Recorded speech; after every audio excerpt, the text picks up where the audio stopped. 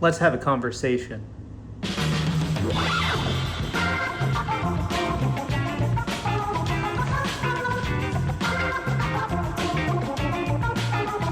I believe the Xbox Ally X, the ROG Xbox Ally X, to be specific, kind of has started a conversation around pricing and what is an Xbox, and a whole lot of outrage.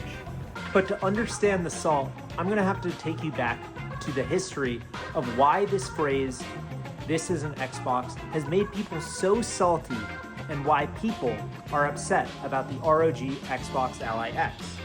Little salt is nothing new to the Xbox brand. The Xbox console experience is designed for one thing: gaming. It's built to make it simple, to make it easy to find a game, play a game, and have a game just work. No lag, just instant play. Microsoft adopted this philosophy after the disastrous Xbox One reveal, where the company pitched an all-in-one system for TV, sports, and games. And that was this, the Xbox One. This is the S model, it was the revision. And on the back, you can see that Xbox used to let you watch TV by plugging your cable box into the machine and then having it output. And this one had 4K output, not for gaming, but for Blu-ray, 4K, and Netflix. Before launch, there was also fear that your Xbox wouldn't be able to play used games, but that was addressed in 2013 before launch, after like a month or two of the whole internet coming together to say they won't buy the system. That was 12 years ago, back when people used to have Comcast with 5 down, 15 up internet, 15 down, 5 up. And they didn't have a PlayStation 4 where they were doing game share, where they would set their friend's console as their home console. That way their friend could play their digital games and you couldn't use your console offline. So these anxieties kind of no longer exist anymore, and people's internet is much more reliable these days. So a lot of the DRM stuff, the anxiety around you will own nothing, and it still persists pretty heavily online, but people's actions don't necessarily speak to wanting to fight against that. More so, a lot of what you read online is just kind of outrage. And these are the physical Xbox 360 games, some of the Xbox One and Xbox Series X games, and some Blu-rays that I have. There is no future for physical games for Xbox. That's done, just like Kinect. There's no future for excessive entertainment layers. That's done. The Xbox console is now a place to play video games, nothing more. And it's become a fantastic place to play. You see, this is a Steam Deck by Valve. It does not have Xbox Play Anywhere. What I can do with it is stream my games from my console with an app called XP Play. And it's kind of cool, you know? I can stream my console directly in my house and have all my games just come straight from the Xbox using its remote play features. It's pretty cool. Having the ability to remote play is kind of cool, but it's also not a feature that is advertised at all by Valve, because this is a third-party app and it is a pain in the butt to install and deal with, and it's not an official way to play Xbox on your handheld. And also, while I'm doing this, it's running directly from my Xbox.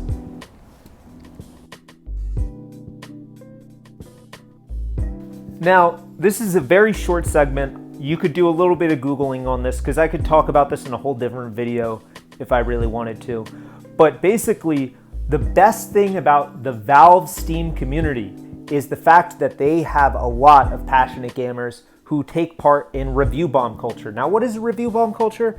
It's when you buy a game that you paid for and you give it a negative review because those devs are not giving you what you want. And you know what? I gotta hand it to them with at least the Steam Deck. The fact that they can go on any developer page and let them know that their game runs like dog crap on the Steam Deck when it really shouldn't, or that when a dev specifically says that they will not support a game on Steam Deck, kind of like those Destiny 2 devs, you could just let them know in the reviews, and then it might incentivize other people who might be curious about the game to not buy the game because people are mad. And I think that it would actually be kind of wise if the Xbox community became a little more passionate about the personal army thing when it came to Xbox Play Anywhere.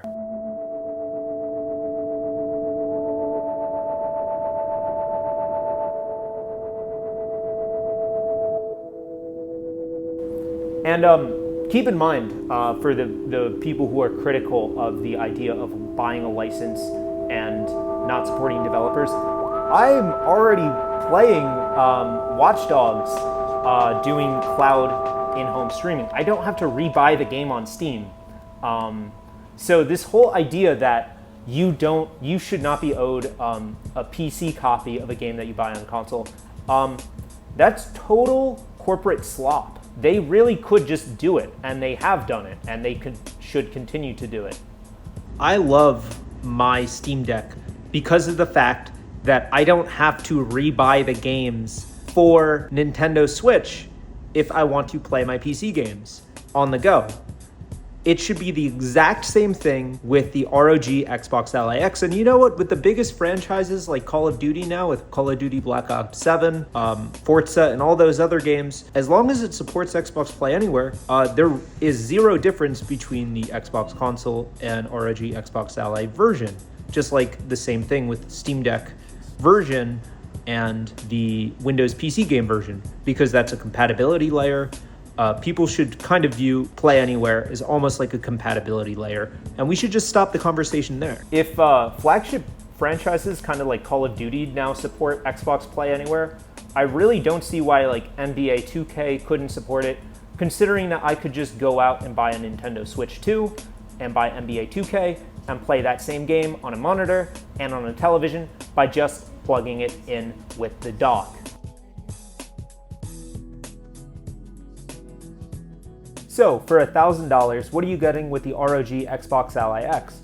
Well, you're getting a handheld that is going to work with all your Xbox Play Anywhere games, all of your Game Pass games, all of your Steam games, because it's Windows and not Linux based, including Destiny 2, all of your Epic Games Store games, and any other launcher on Windows in a home screen that is quite familiar to the Xbox home experience you get on a Series X or S.